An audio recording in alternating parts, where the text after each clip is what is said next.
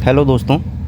आज हम अपने 1 लाख की जो क्वेश्चंस की सीरीज है इतिहास की, उसमें आज हम रज़िया सुल्तान से देखेंगे कि आगे का क्या क्या महत्वपूर्ण क्वेश्चंस जो भी हैं हमारे, जो एग्ज़ाम के पॉइंट ऑफ व्यू से बहुत ही इंपॉर्टेंट एग्ज़ाम में यहीं से पूछे जाते हैं। तो हम आगे का कंटिन्यू करते हैं, चलिए। और अगर आपने पिछली वीडियोज़ नहीं देखी हैं तो वहाँ से भी जाके देख लीजिए दोस्तों। ये सारे क्वेश्चंस जो हैं बहुत ही इंपॉर्टेंट हैं आपके एग्ज़ाम के पॉइंट ऑफ व्यू से। डायरेक्ट क्वेश्चन यहीं से पूछ लिए जाते हैं। और दोस्तों एक चीज़ कहना चाहूँगा कि आप वीडियो को लाइक नहीं करते हैं, वीडियो को लाइक कर दिया कीजिए, चैनल को सब्सक्राइब कर लीजिए, जिससे कि मुझे भी मोटिवेशन मिलता है आप लोग के लिए ऐसी वीडियोज़ लेके आता हूँ। और कमेंट सेक्शन में ज़रूर बताएं आपको कैसा ये सेशन लगा। और ये 1 लाख क्वेश्चन की सीरीज़ है दोस्तों। आपको इसमें सारे ऐसे ही क्वेश्चन करवाऊँगा मैं, जो कि आपके एग्ज़ाम के पॉइंट ऑफ व्यू से मोस्ट इंपॉर्टेंट है और एग्ज़ाम में पूछे जाते हैं। तो एक भी क्वेश्चन स्किप मत कीजिएगा। चलिए वीडियो को शुरू करते हैं। रज़िया सुल्तान 1236 से 1240 ईस्वी तक इन्होंने शासन किया था दोस्तों। तो हमारा फर्स्ट पॉइंट है, मध्यकालीन भारत की प्रथम महिला शासिका कौन थी? तो ये रज़िया सुल्तान थी।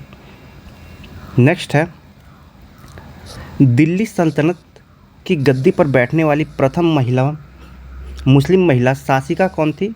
तो यहाँ से ये भी क्वेश्चन बन जाता है। तो ये है रज़िया सुल्तान। नेक्स्ट है, सुल्ताना रज़िया किसकी उत्तराधिकारी थी? तो सुल्ताना रज़िया इल्तुतमिश की उत्तराधिकारी थी।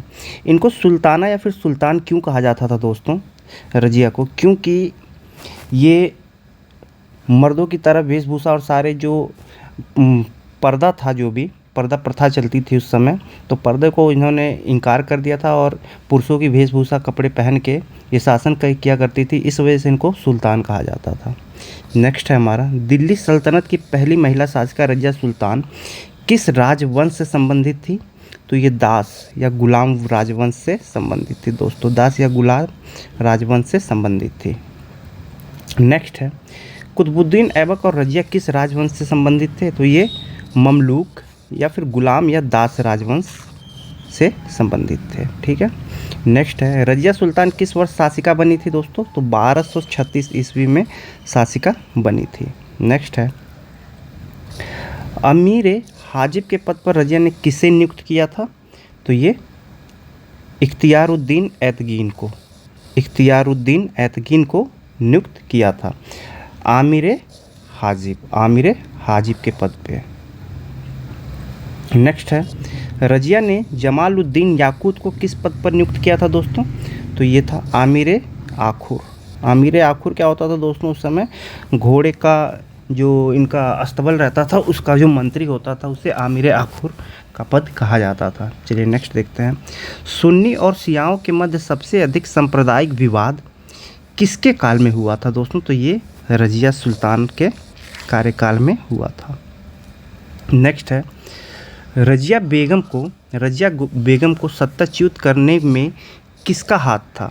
तो ये तुर्कों का हाथ था दोस्तों। रज़िया के विरोधी अमीर गुट का नेतृत्व कौन कर रहा था? निजामुल मुल्क जुनैदी कर रहा था दोस्तों। नेक्स्ट है, रज़िया सुल्तान कहाँ हारी और कहाँ पर उनकी हत्या हुई थी? तो ये हारी थी कैथल में। यहाँ पर इनको घेर के दल चालीसा ने इनको मार दिया था। ये किसके कहने पे? बारहम शाह के कहने पे मार दिया था दोस्तों। नेक्स्ट हमारा पॉइंट है, रज़िया की मृत्यु के बाद दिल्ली सल्तनत की गद्दी पर कौन बैठा था? तो ये मुइजुद्दीन बाराम शाह बैठा था दोस्तों। ये हम जल्दी इसलिए इस वजह से कर रहे हैं ताकि आपका टाइम ज़्यादा वेस्ट ना हो और हम सारे क्वेश्चंस को इजीली कम टाइम में ही कर ले जाएं। और आप 1-2 बार वीडियो को देखोगे तो आप ये सारी चीज़ों को याद कर पाओगे। रज़िया के पतन का क्या कारण था दोस्तों? तो उसका स्त्री होना, क्योंकि उस समय लोग स्त्रियों को नहीं चाहते थे कि वो शासन प्रशासन चलाए। किस इतिहासकार ने रज़िया की असफलता का कारण उसका स्त्री होना बताया? मिन्हाज उस सिराज ने बताया था दोस्तों। शासिका बहुत अच्छी थी। अब नेक्स्ट देखते हैं, बलबन दोस्तों 1266 से 1286 ईस्वी तक इसने शासन किया था बलबन ने। नेक्स्ट हमारा पॉइंट है, सुल्तान नसरुद्दीन महमूद की सेवा में रहने वाला अमीर जिसने बलबन की साजिशों से सर्वोच्च पद खो दिया, कौन था?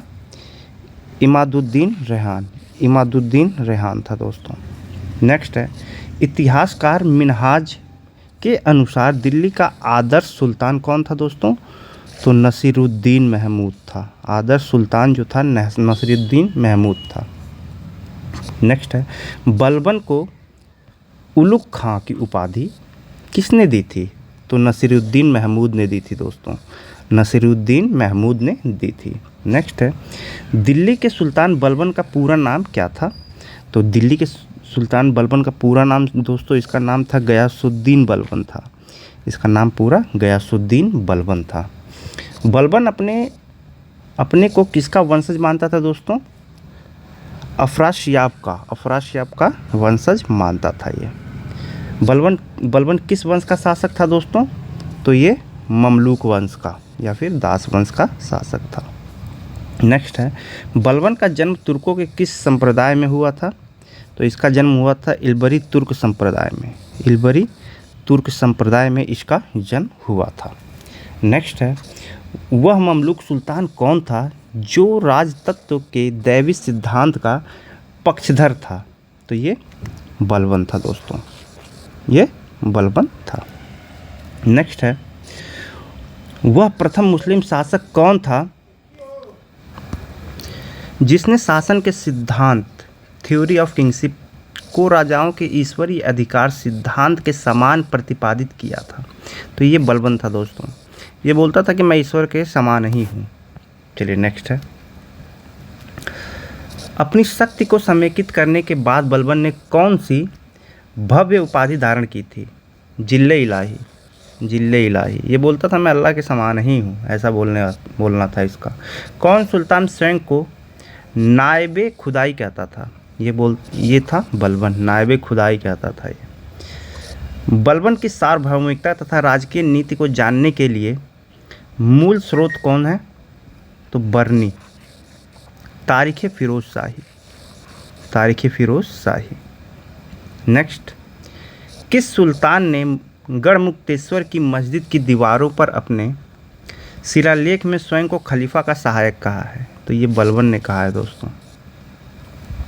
नेक्स्ट, दिल्ली के किस सुल्तान के विषय में कहा गया है कि उसने रक्त और लौह की नीति अपनाई थी? तो ये बलबन ने अपनाई थी दोस्तों। ये एग्जाम में बहुत बार पूछ लिया गया है। किस सुल्तान ने तुर्कान ने चहलगानी का दमन किया था? ये भी पूछा गया दोस्तों, बलबन ने किया था। चलिए नेक्स्ट, बलबन के विषय में सही कथन क्या है? उसने शक्तिशाली कुलीन वर्ग का दमन किया, उसने अपने राज्य को मंगोलों से सुरक्षित किया था, उसने बंगाल में एक विद्रोह का दमन किया था। बलबन ने अपने शासन को शक्तिशाली बनाया और सारी सत्ता अपने हाथों में केंद्रित कर ली थी। वह उत्तर पश्चिम सीमा को मंगोल आक्रमण से सुरक्षित करना चाहता था। चलिए नेक्स्ट, बलबन के राजत्व सिद्धांत के संदर्भ में सत्य कथन क्या क्या है? बलबन के राजत्व सिद्धांत परिभाषित किया था, वह ताज की प्रतिष्ठा में वृद्धि करना चाहता था। बलबन के राजत्व का सिद्धांत रक्त और लौह की नीति पर आधारित था। नेक्स्ट, दिल्ली का वह प्रथम सुल्तान कौन था जिसने दरबार में गैर इस्लामी प्रथाओं का प्रचलन करवाया था? तो वो बलबन था दोस्तों। वह इल्बारी शासक कौन था जिसने दिल्ली सल्तनत में सिजदा, पाबोश और नौरोज प्रारंभ करवाए थे? तो ये बलबन था। ये सिजदा, पाबोश और नौरोज क्या था तो दोस्तों कि सिजदा में लोग पहले इसके सर झुकाते थे, फिर सर झुकाने के बाद इसके लेट के इसके पाँव को चूमते थे। ये इसने शुरू करवाया था। चलिए नेक्स्ट, ईरानी त्यौहार नौरोज का प्रचलन किस सुल्तान ने प्रारंभ किया था? बलबन ने। जिल अल्लाह जो राजाधिकार संबंधित अवधारणा है किससे संबंधित है दोस्तों? तो ये बलबन से। जिल अल्लाह। क्लासिकल संस्कृत भाषा के दिल्ली स्थित दीर्घपालम बावली अभिलेख में स्वभावतः दावा किया गया है कि राजा के सुशासन के कारण भगवान विष्णु समस्त चिंताओं को त्याग कर क्षीर सागर में शांतिपूर्वक शयनरत हैं। यह किस राजा के बारे में दावा किया गया है? गयासुद्दीन बलबन के बारे में दावा किया गया है दोस्तों। नेक्स्ट है, वह सुल्तान कौन था जिसने पूरा 1 वर्ष मेवातियों के दमन और दिल्ली के निकटवर्ती जंगल काटने में समर्पित कर दिया था? तो ये बलबन था। नेक्स्ट है, बलबन के काल में विद्रोह करने वाला बंगाल का गवर्नर कौन था? तुगरिल खां था दोस्तों, तुगरिल खां। चलिए नेक्स्ट, सुल्तान बलबन के आदेश पर सार्वजनिक रूप से कोड़े की सज़ा पाने वाला अमीर कौन था? मलिक बकबक, मलिक बकबक था। चलिए नेक्स्ट, किस सल्तनत शासन ने सीमा विस्तार की नीति नहीं अपनाई थी? तो ये बलबन ने नहीं अपनाई थी।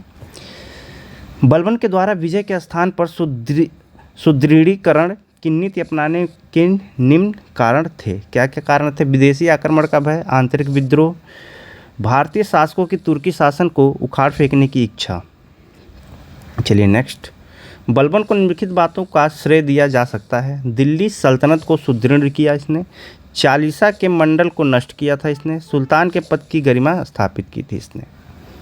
चलिए नेक्स्ट, सुल्तान बलबन ने अपने दरबार का गठन किस पद्धति से किया था? तो ये फारसी पद्धति से इसने अपना दरबार का गठन किया था। बलबन ने राजत्व का सिद्धांत कहाँ से ग्रहण किया था दोस्तों? तो सासानी